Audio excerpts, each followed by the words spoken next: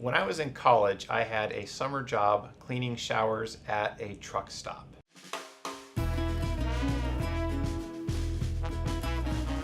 It was unpleasant to say the least.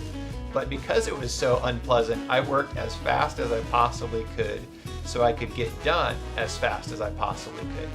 Well, it turns out I ended up setting the record for most showers cleaned in a day. I think it was something like 75, and I actually kind of enjoyed getting in the groove.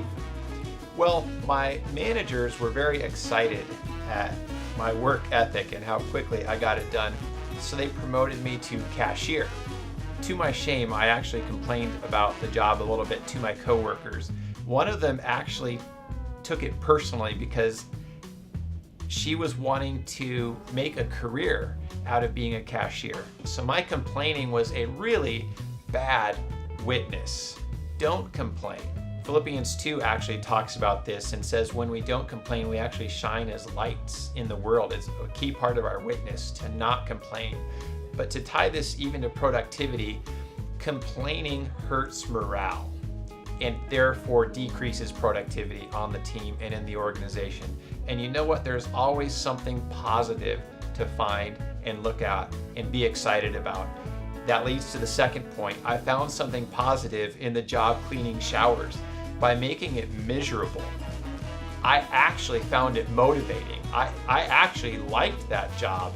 Didn't like obviously everything about it, but I liked the miserability and having an endpoint. So what you can do with any work you're doing, whether it's maybe studies that for some reason you're not enjoying, or an internship or a job that you have, you can make it motivating by making it miserable. Find ways to measure your progress and beat yourself to exceed your own standards and your own records. And it can become almost like a sport, almost like a game. That's one reason games are so motivating.